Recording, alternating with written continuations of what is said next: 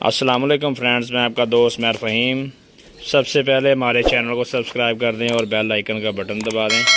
जी दोस्तों, आज तारीख़ है जी 6 नवंबर 2022। लड़के ने ये आने से पहले एक कबूतर पकड़ा हुआ है, मादी लग रही है जी, पट्ठी गोल्डन पट्ठी है।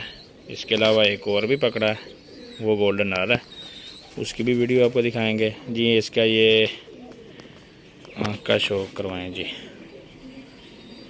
ये देखिए माशाल्लाह, क्या खूबसूरत आँख है रिंगों वाली जी। अब आँख का और पर कुंदे का भी करवा दें जी, शो करवाएं जी।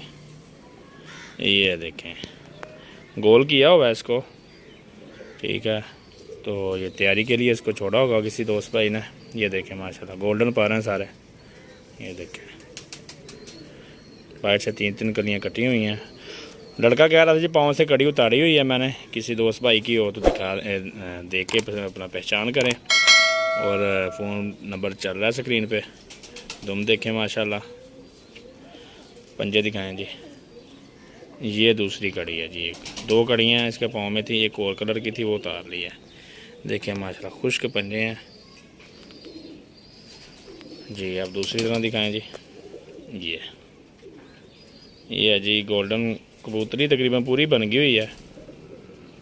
अगर किसी दोस्त भाई को स्क्रीन पे नंबर चल रहा है जी, ये हमारे साथ रब्ता करें, इंशाल्लाह वापस करेंगे। उम्मीद करते हैं वीडियो पसंद आई होगी।